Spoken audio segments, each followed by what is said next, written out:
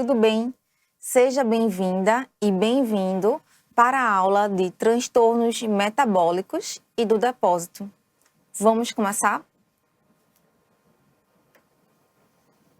Nesta aula, nós vamos estudar deficiências nutricionais, amiloidose, milho coloide, gota, líquen mixedematoso e mucinose papular, escleromixedema, o escleredema de Buschke, mixedema pré-tibial, calcinose, calcifilaxia, ocronose, tatuagem e argiria. Vamos começar com deficiências nutricionais. A acrodermatite enteropática ocorre num contexto de deficiência de zinco. O quadro clínico é de dermatite, alopécia, diarreia e déficit de aprendizagem.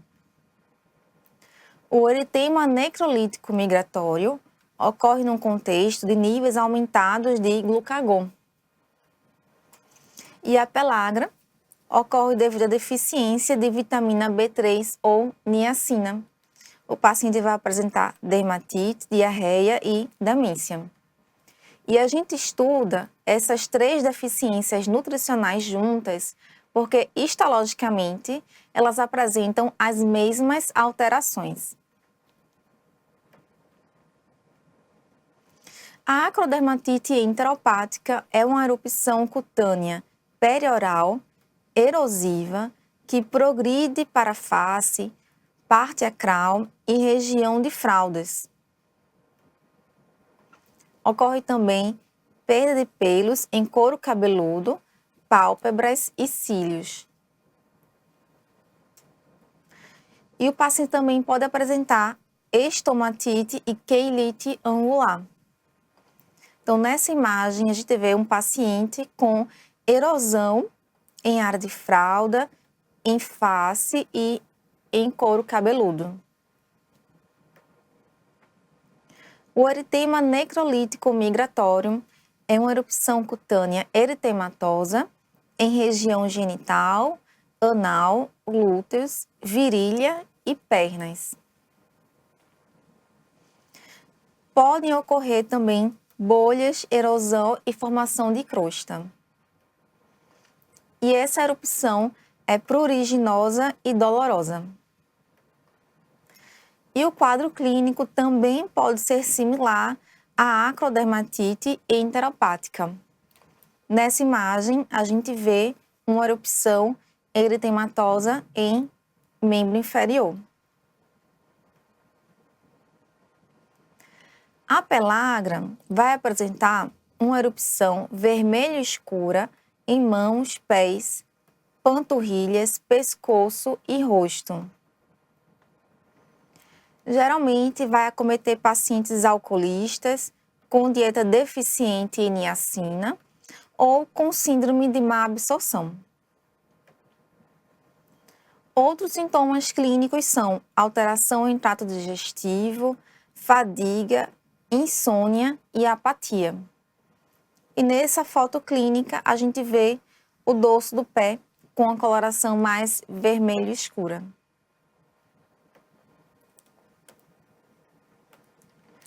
Na histologia, a gente vai ver paraceratose, acantose, perda de camada granulosa, palidez e vacuolização da epiderme, necrose de ceratinócitos,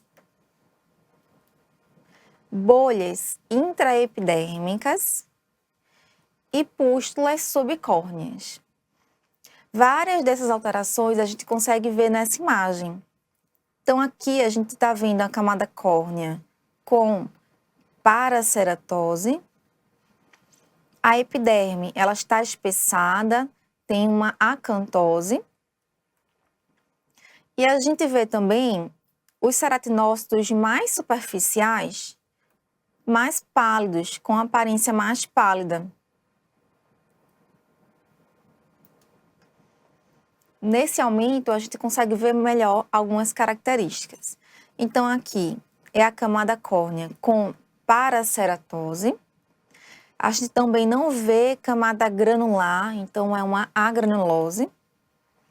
E vemos os ceratinócitos mais superficiais da camada espinhosa com uma palidez citoplasmática. Aqui, mais uma vez, olha só, a paraceratose, ausência de camada granulosa e a palidez dos ceratinócitos mais superficiais. Essa imagem é um outro exemplo. Observe que a gente vê a paraceratose,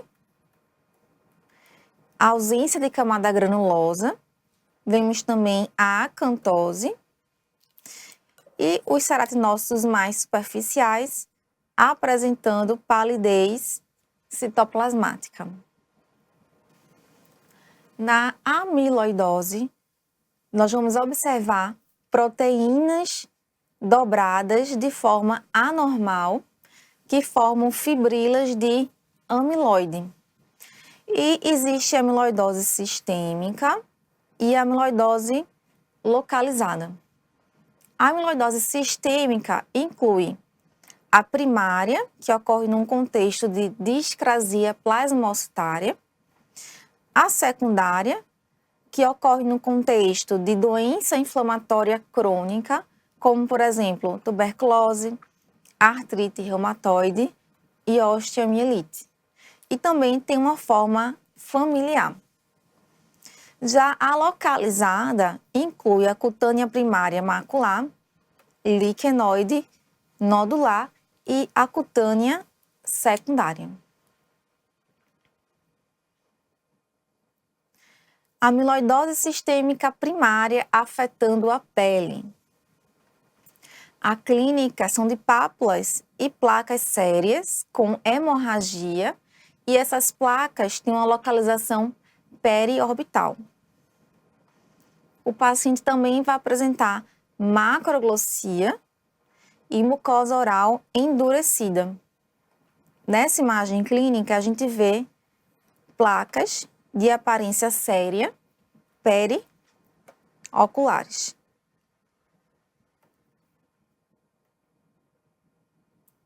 Na histologia, nós vamos observar amiloide perivascular, perianexial e em tecido adiposo, formando um anel de amiloide em volta do adipócito. Então, nessa imagem aqui, a gente já vê, nesse aumento, várias áreas de depósito de material amiloide. Aqui na derme mais superficial nós vemos, aqui também na derme mais profunda e no subcutâneo. Uma outra alteração também que a gente pode identificar são áreas de hemorragia, de extravasamento de hemácias.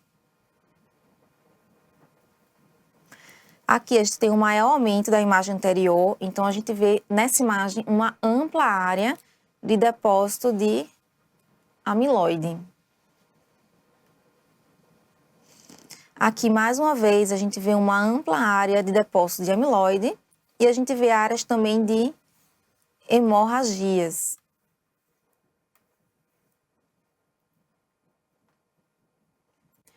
A amiloidose macular se apresenta clinicamente como máculas marrom escuras em padrão reticulado sobre o dorso superior e braços. Então, nessa imagem aqui, é exatamente o que a gente vê. A gente vê uma lesão marrom com aparência reticulada no dorso. Na histologia, a gente vai ver pequenos depósitos facetados e eosinofílicos de material amiloide e incontinência pigmentar. Então, observe nessa imagem. A gente vê na derme papilar depósito de um material eosinofílico preenchendo a derme papilar. Nesse aumento, a gente vê bem melhor o material eosinofílico preenchendo a derme papilar.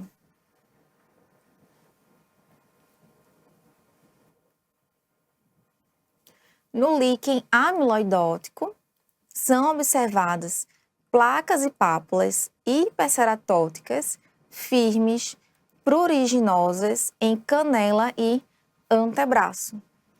Nessa imagem clínica, a gente pode ver com facilidade múltiplas pápulas com uma aparência hiperceratótica. A histologia do líquen amiloidótico vai ser muito parecido com a amiloidose macular. Adicionalmente, nós vamos ver hiperceratose e acantose. Então, a gente vai encontrar hiperceratose, acantose, depósito de amiloide na derme papilar e incontinência pigmentar. Então, nessa imagem, a gente já consegue ver a camada córnea com hiperceratose, vemos também acantose e depósito de material eosinofílico na derme papilar. No maior aumento, a gente vê melhor esses depósitos, ó. E aqui também.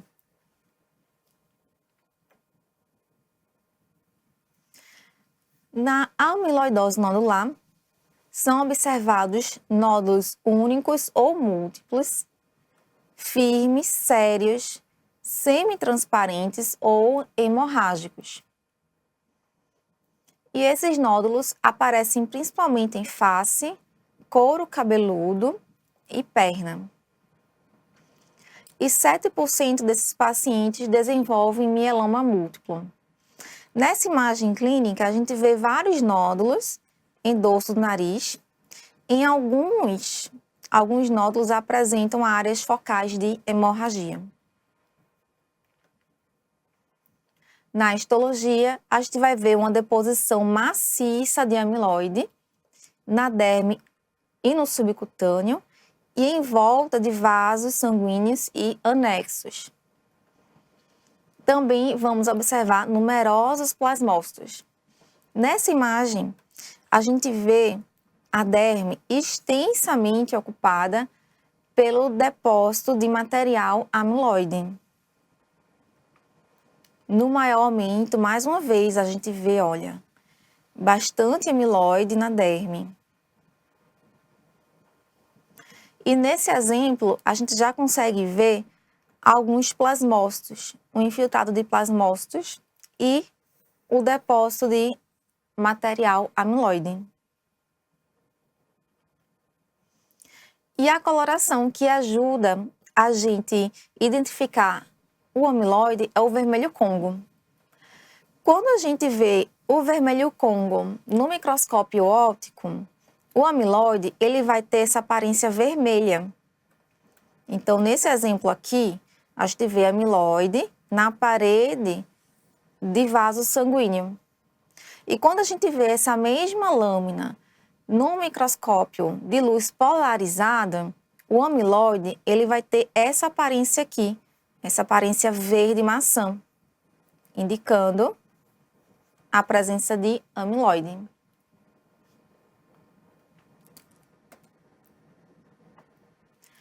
O milho coloide se manifesta como erupção papulosa séria de alguns milímetros em áreas fotoexpostas e é uma lesão que está associada à exposição solar. Na imagem clínica, a gente vê várias pequenas pápulas em dorso nasal. Na histologia, nós vamos ver um depósito de um material eosinofílico na derme. Vamos ver também elastose solar e uma área de derme separando o material da epiderme. E esse material eosinofílico é vermelho Congo positivo e PAS positivo também. Nessa imagem, a gente vê um amplo depósito desse material eosinofílico. E observe que esse material parece que tem rachaduras, olha só. Ele tem uma aparência de como se tivesse rachado. Nesse aumento, a gente também consegue identificar elastose solar, nessa faixa aqui de derme. Aqui, mais uma vez, o material eosinofílico com aparência rachada. A gente vê também um pouquinho, olha, de elastose solar aqui. E a faixa de derme preservada, separando a epiderme do material eosinofílico. E eu trouxe essa imagem aqui para você, que essa imagem corresponde ao coloide tireoidiano. O coloide tireoidiano, ele tem essa imagem aqui, ele é eosinofílico e com aparência rachada. Então, é frequente quando a gente vai estudar milho coloide, a gente vê a referência que esse material do milho coloide, ele lembra o coloide tireoidiano, justamente porque ele tem essas rachaduras.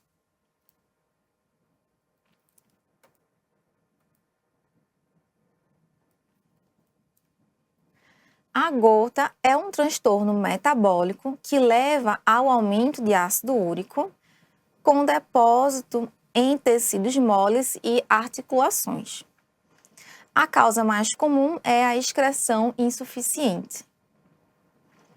Na gota aguda, o paciente vai se queixar de febre e artrite. E na fase crônica, aparecem os estofos, que são nódulos esbranquiçados em articulações e orelhas.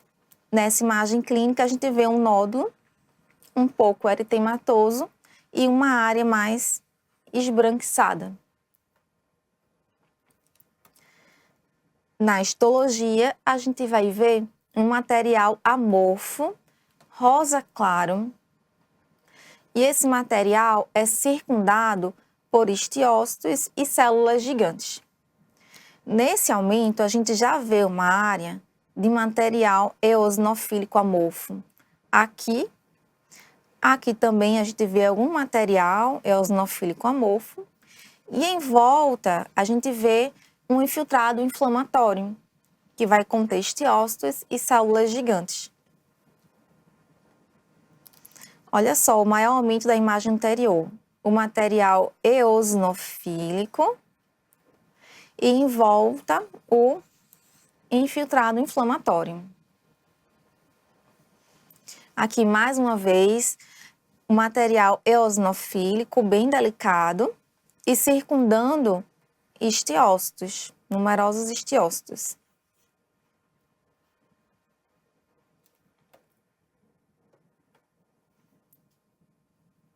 O líquen mixedematoso e o escleromixedema têm a mesma aparência histológica, então a gente vai estudar os dois juntos. Na histologia, eles são caracterizados por proliferação de fibroblastos e depósito de mucina. A forma localizada, que é o líquen mixedematoso ou mucinose papular, se apresenta como pápulas cor da pele aeritematosas e essas lesões aparecem em tronco e membros. A forma generalizada, que é o escleromixedema, se apresenta como pápulas sérias, eritematosas ou cor da pele. Elas têm início em mãos e punhos e evoluem para antebraços, tronco e face. E pode ser observada também esclerose da pele. Então, aqui a gente tem uma imagem clínica com várias pequenas pápulas cor de pele. Na histologia, a gente vai ver proliferação de fibroblastos e depósito de mucina. Então, olha só essa imagem. Nessa região aqui da derme mais superficial, ela tem uma coloração um pouco mais azulada, né? E a gente vê também que existe um aumento da celularidade nessa região. Quando a gente vai para o maior aumento, a gente vê que, de fato, existe depósito de mucina. Então, esse material azulado, bem delicado, entre as fibras de colágeno, é mucina, corresponde à mucina. E a gente vê que não é só mucina, a gente vê um aumento da celularidade. E esse aumento da celularidade ocorre às custas de fibroblastos. Então, a gente vê vários fibroblastos de permeio entre as fibras de colágeno e na mucina. Aqui, mais uma vez, olha só, um depósito de material azulado, que é a mucina, e aumento da celularidade, que são os fibroblastos.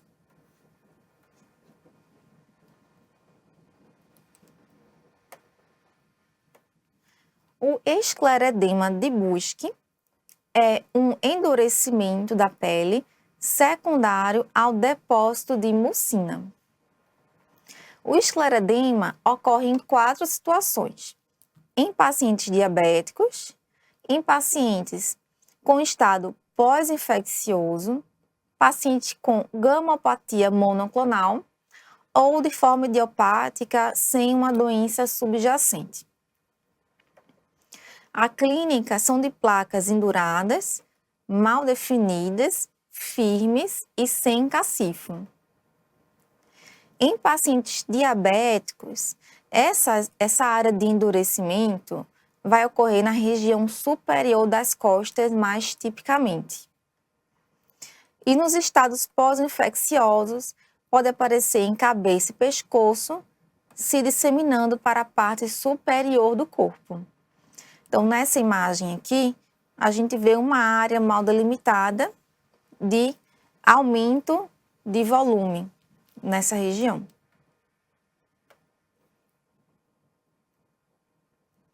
E os pacientes também podem ter envolvimento sistêmico de coração, pulmão, trato gastrointestinal e músculo esquelético. Na histologia, a gente vai ver um depósito intersticial sutil de mucina nas partes profundas da derme. E o número de fibroblastos vai ser normal, a gente não tem um aumento do número de fibroblastos, só um aumento de mucina. E esse aumento da mucina pode ser muito discreto, de forma que no HE a biópsia pode parecer normal. Então, nesses casos, quando existe suspeita clínica e na histologia, no HE, a gente não consegue ver a mucina, está indicado fazer coloração especial para a mucina. Nesse exemplo, a gente consegue ver. A gente vê nessa região aqui que existe uma área mais azulada. No maior aumento, a gente vê que essa área azulada corresponde à mucina. Aqui no maior aumento, olha, então a gente vê mucina entre os feixes de colágeno. Então, esse material basofílico corresponde à mucina. E esses feixes rosas, eosinofílicos, correspondem a feixes de colágeno.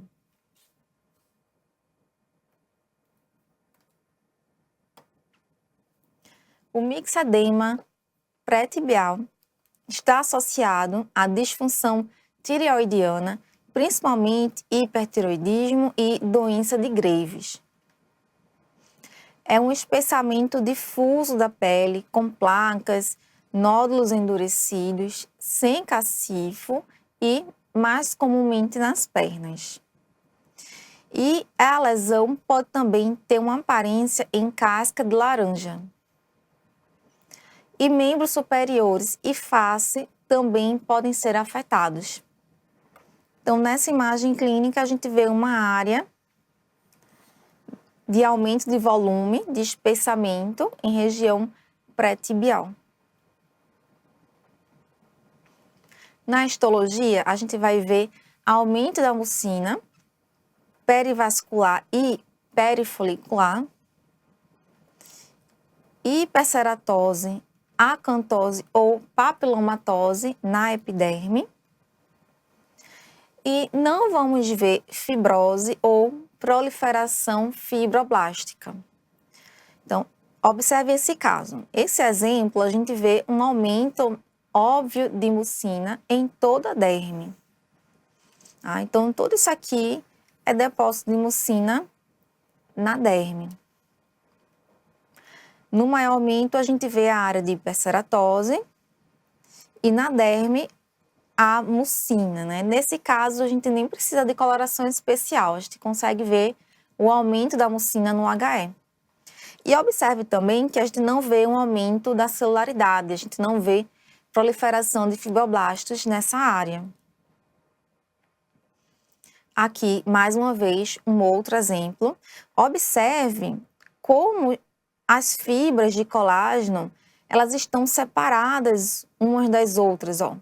Elas estão separadas pelo depósito de mucina.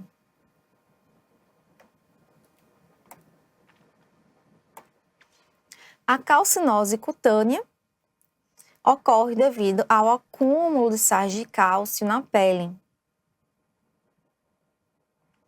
A calcinose cutânea pode ser distrófica quando ocorre num contexto de dano tecidual, como colagenoses, tumores, cistos, traumatismo, inflamação e medicações. Pode ser também metastática, quando ocorre num contexto de elevação dos níveis séricos de cálcio e fosfato, como no hiperparatiroidismo e em doenças renais.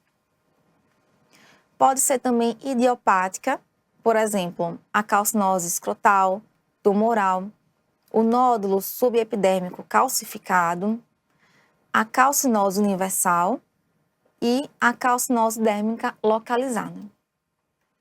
Pode ser ainda iatrogênica e mista. E caso você precise fazer uma coloração especial para identificar a calcificação, o indicado é o von Cossa. O von Cossa cora o cálcio em preto.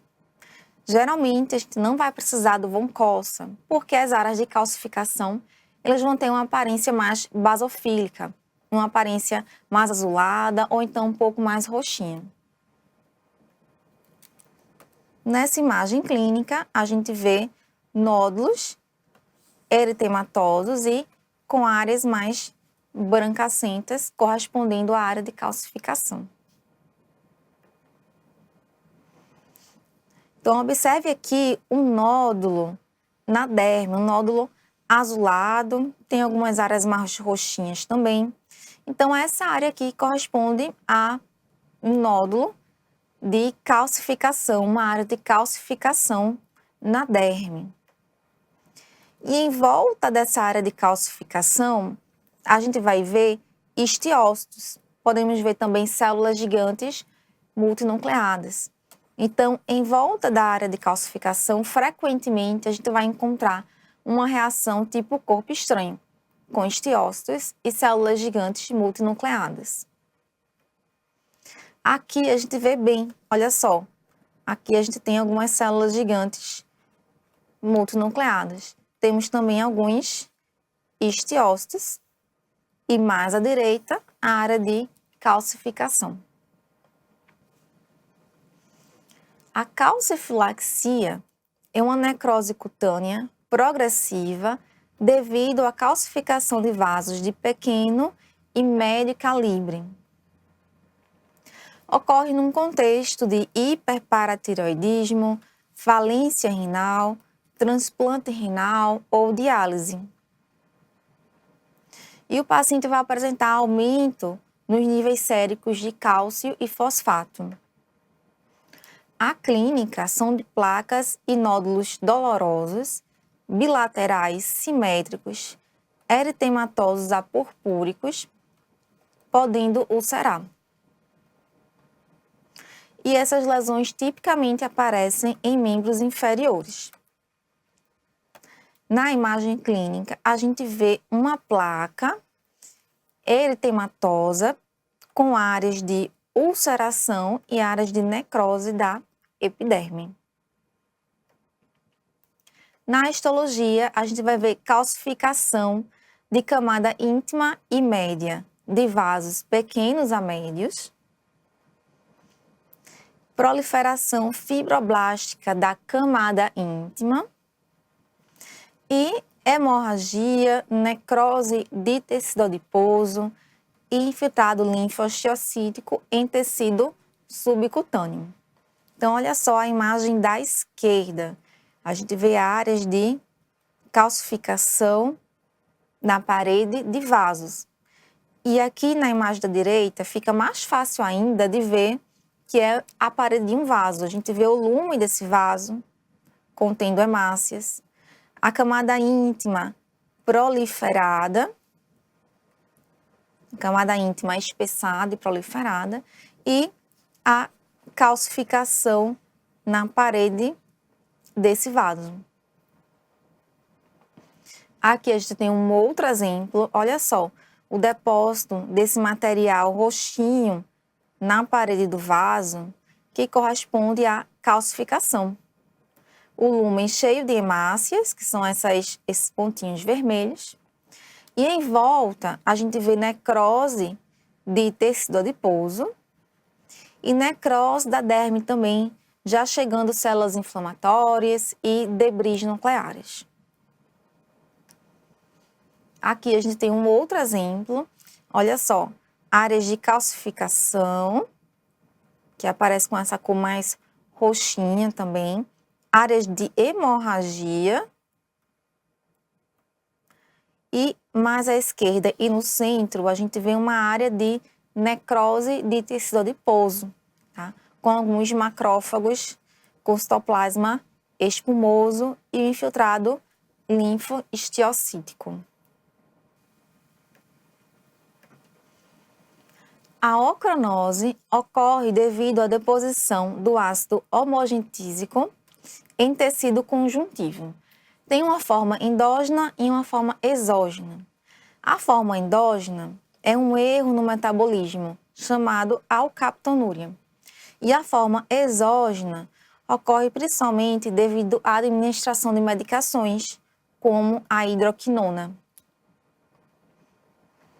E a clínica é de pigmentação preta a azul acinzentada na pele. E na alcaptonúria, o paciente apresenta também artropatia, doença renal e doença cardíaca. Nessa imagem clínica, a gente vê uma área de pele com coloração um pouco mais azul acinzentada. Na histologia, o que vai caracterizar a ocronose são os corpos ocronóticos. Os corpos ocronóticos são depósitos com coloração amarelo queimado. E elas podem ter um formato mais alongado, um formato mais arredondado, ou um formato mais curvo, que lembra uma bananinha. Então, todos esses depósitos de cor amarelo queimado são corpos ocronóticos. Aqui a gente tem no maior aumento corpos ocronóticos com a conformação mais arredondada e aqui com um formato que lembra uma bananinha, um formato um pouquinho mais alongado também. Aqui a gente tem um outro exemplo, mais uma vez, de corpos ocronóticos, alongados ou arredondados. E aqui a gente vê também elastose solar. E a elastose solar a gente pode encontrar na forma exógena da ocronose. A tatuagem, a gente vai encontrar na histologia o pigmento da tatuagem no citoplasma de macrófagos e fibroblastos. Então, aqui na imagem da esquerda, a gente está vendo o pigmento preto no citoplasma de macrófagos e fibroblastos. E na imagem da direita, a gente vê um pigmento avermelhado. Além do depósito de pigmento, a gente pode encontrar também, às vezes, uma reação liquenoide ou granulomas tipo sarcoídico ou uma reação que lembra granuloma anular.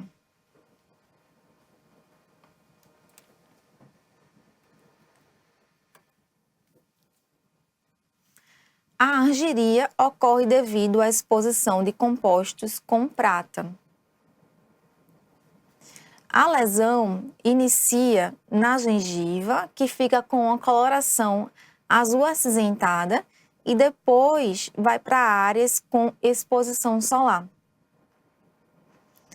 O depósito de sais de prata ocorre em pele, mucosas, fígado, baço, adrenal, músculo e cérebro.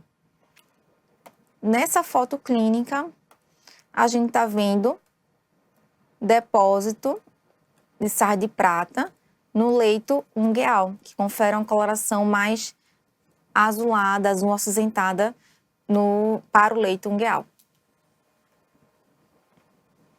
Na histologia, a gente vai encontrar grânulos marrons a pretos em membranas basais de vasos e em anexos cutâneos.